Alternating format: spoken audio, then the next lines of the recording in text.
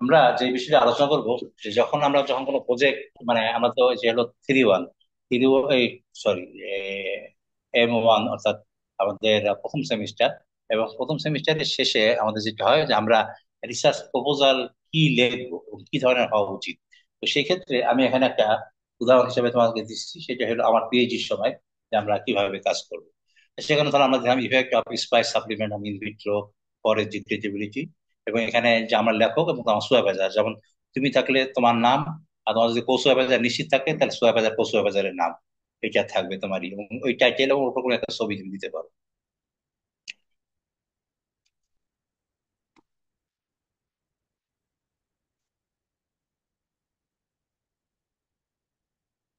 যে কোনো মুভমেন্ট করতেছে না।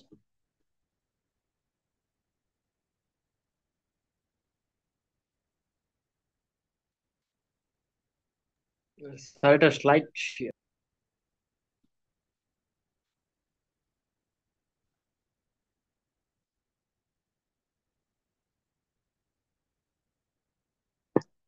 কোনোভাবে মুভ করতেছে না, আবার মুভ করা শুরু করলো তখন তো স্যার তোমার স্লাইড শেয়ার বাদে দেখালেই মনে হয় ভালো হবে। হ্যাঁ। স্লাইড শেয়ার ছাড়া দেখালেই মনে হয় ভালো হবে।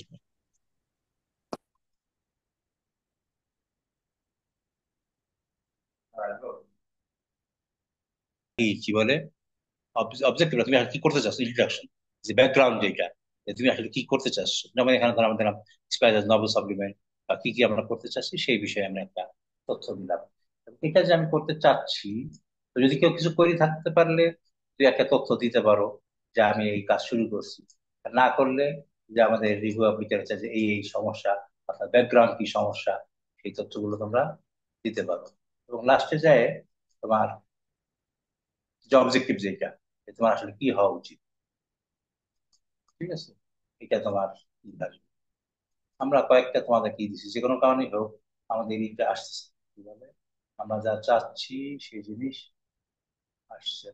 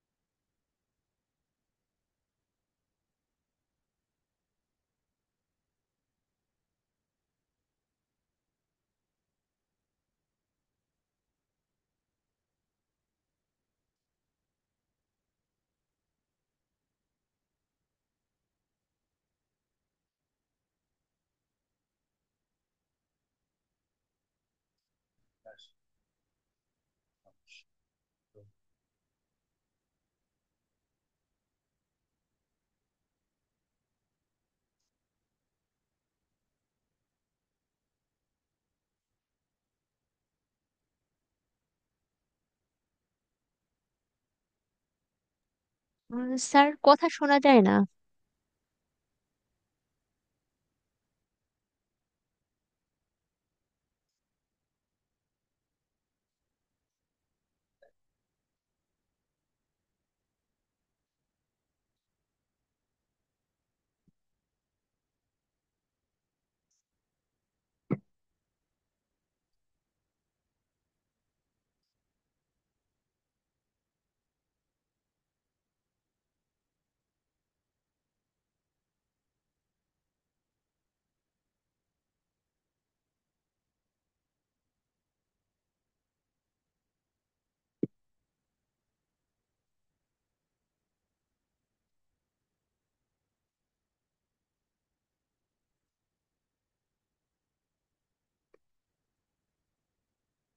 আচ্ছা, তো আমরা এখন একটা দেখাচ্ছি, যেহেতু যেহেতু ওই ভিডিওতে সমস্যা হচ্ছিল, কেন আমরা ওইটা বাদ দিয়ে আরেকটা ভিডিও নিয়ে আসছি।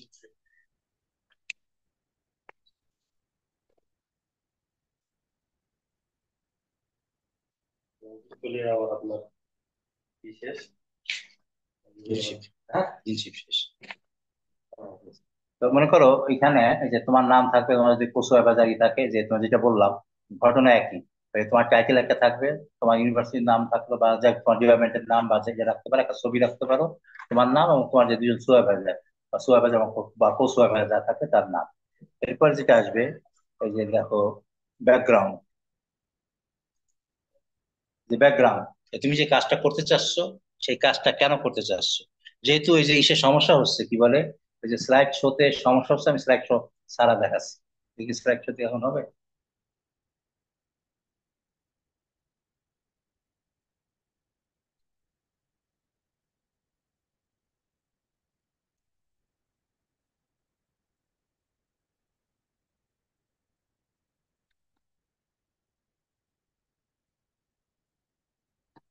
তারপরে তুমি যদি তোমার কোনো ছবি দিতে চাও, ওই যে কাজের উপরে আমি যেমন এখানে একটা ছবি দিচ্ছি, যেটা যেহেতু আমাদের কাজ বন্যা নিয়ে এবং সিলেটে পশু খাদ্যের সমস্যা, সেজন্য আমি এখানে কি দিচ্ছি দেখো, তারপরে 3 নাম্বার স্লাইডে দিচ্ছি হলাম বন্যার সমস্যা।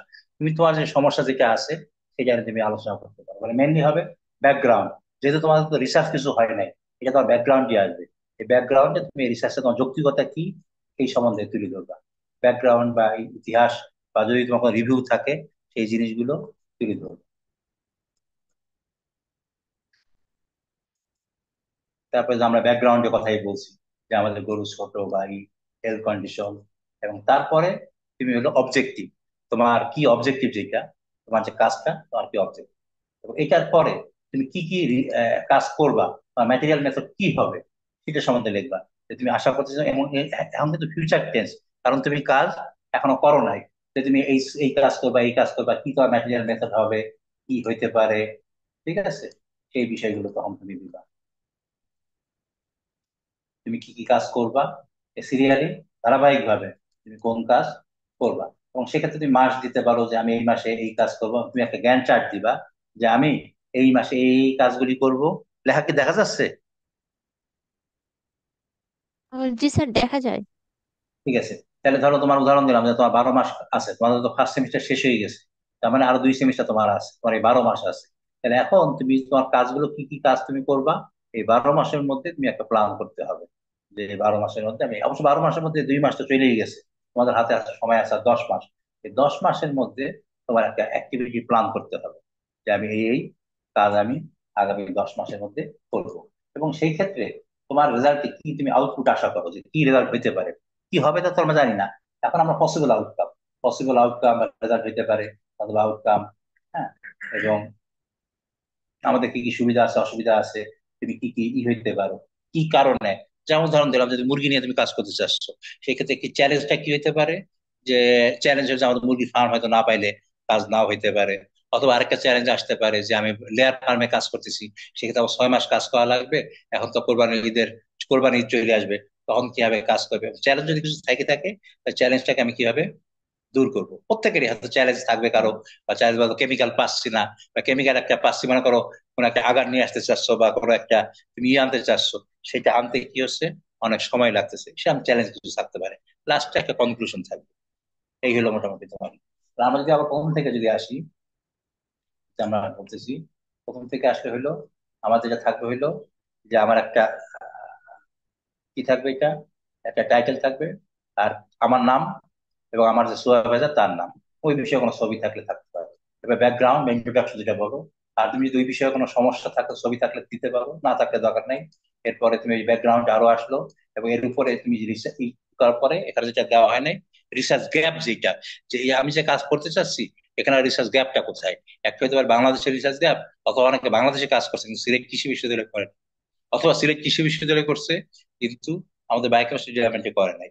রিসার্চ গ্যাপটা কোনটা, এটা তুমি তুলে ধরবা। তুলে ধরার পরে তারপর আসবে কি তোমার অবজেক্টিভ। এরপর আসবে তোমার অবজেক্টিভ, এই হলো তোমার অবজেক্টিভ, এই কাজ আমি করবো।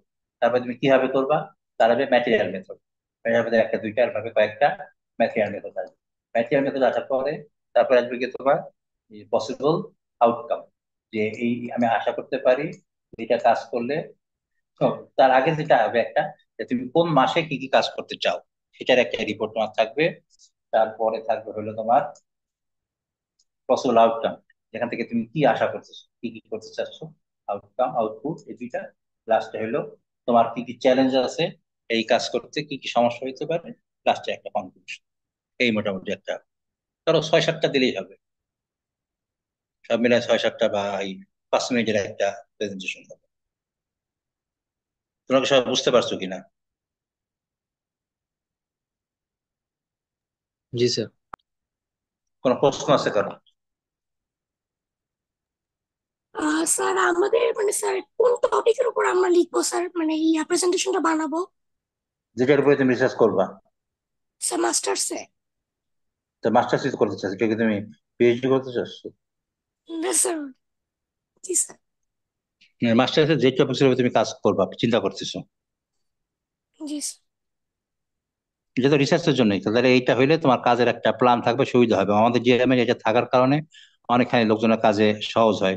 আর তোমার যদি না থাকে, তাহলে ওই যে থার্ড সেমিস্টারে যায়, স্যার আমি কিসের উপর কাজ করব, কি করব, কোনো প্ল্যান থাকে না, পরে একটা ভজঘট অবস্থা সৃষ্টি হয়।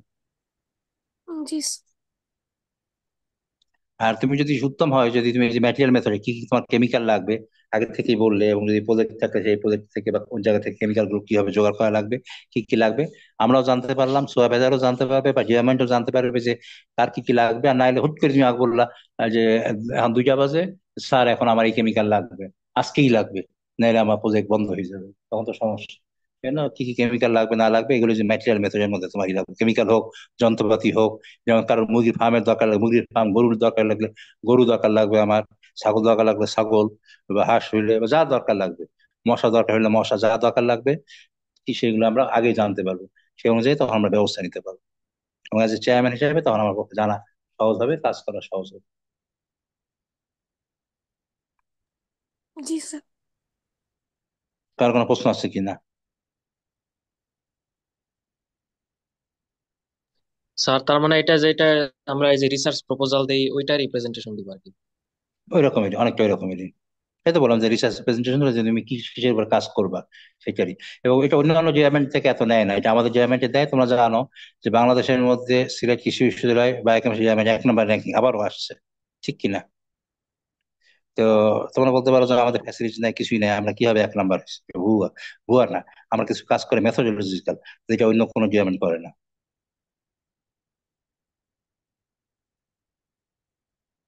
বুঝতে পারছো? জি স্যার। আর যারা সেকেন্ড সেমিস্টারে যদি যাও, তখন তোমার কাজের একটা পোস্টার দিতে হবে যতটুকু কাজ করছো।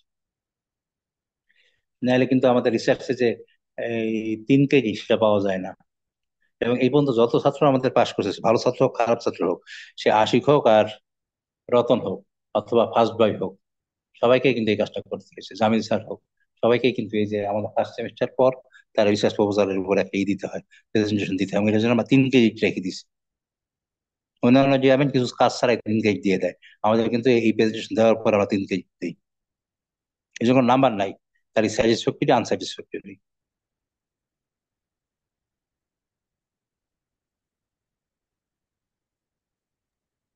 স্যার প্রেজেন্টেশন তাহলে আমরা অনলাইনে দিয়ে দিই? তো অনলাইনে দেওয়া অসুবিধা, অনলাইন অফলাইন আমার কোনো ঝামেলা, আমার তো কোনো যায় আসে না। আর প্রেজেন্টেশন রেডি হলো, জি স্যার। স্যার প্রেজেন্টেশন বানানোর পর কি আপনাকে আমরা সেন্ড করব পিপিটি? একবারে দেখাইলেই হয়ে যাবে। জি স্যার। আচ্ছা, লোক আছে স্যার কি? নুরুল, ইসরাত ডেট। জাহান, নিশা, সাকলাইন, শরীফ নাই। শরীফ আর মাহবুব নাই, তাই তো?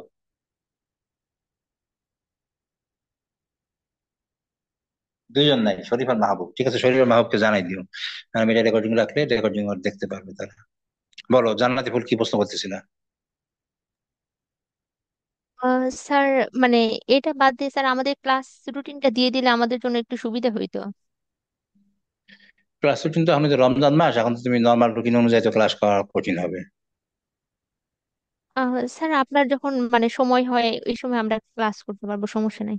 সেটা তো আমি তাদেরকে বললামই, কিন্তু আমার যা সমস্যা হলো তখন তো যোগাযোগ করার জন্য তোমরা মাহবুবকে শেয়ার করলা, কিন্তু মাহবুবের যে আব্বা অসুস্থ, তো মাহবুবের সঙ্গে তো আমি যোগাযোগ করতে পারি নাই। আর পরে 2 নম্বর শেয়ার ছিল হলো তুমি। এখন তোমার ফোন নাম্বার যেটা আমার কাছে ছিল, সেই ফোনের নাম্বার আমি তোমাকে রিং দেওয়ার চেষ্টা করছি, যে কোনো কারণে ঢুকতে পারে নাই, যার জন্য আমি তার কারোর সঙ্গে যোগাযোগ করতে পারি নাই। এখন বিথি বলছে সে শেয়ার থাকবে না, আবার সাকলাইনেরও অত শেয়ার হওয়ার আগ্রহ কম। আর আমি তো আর জোর করে কাউকে করতে পারি না, যার জন্য ক্লাস হয় নাই। এখন যদি তোমরা বলো যে না ঠিক আছে, তোমার এই নাম্বারটা রেখে আমি কি করলাম, তোমাকে যোগাযোগ করবো না। মাহবুবে তখন আব্বা অসুস্থ, ওর আব্বা আবার সুস্থ হলে পরে আবার দায়িত্ব নেবে। জি ঠিক স্যার। আছে, ওকে। আহ, ক্লাসে স্যার আমরা এই প্রেজেন্টেশন কবে? 20 তারিখের আগে যে কোনো দিন তোমাদের ফিশারিজের যে জি স্যার। কেমিস্ট্রি প্রেজেন্টেশন ওইটাও দিতে হবে, এবং এটা প্রেজেন্টেশন 20 তারিখের আগে যে কোনো দিন। 20 তারিখের মধ্যে আমি রেজাল্ট পাঠিয়ে দিতে চাচ্ছি। তাহলে যদি আমি দেরি করি তাহলে রেজাল্ট পাবলিশ হতে দেরি হবে, ঠিক কিনা? জি স্যার।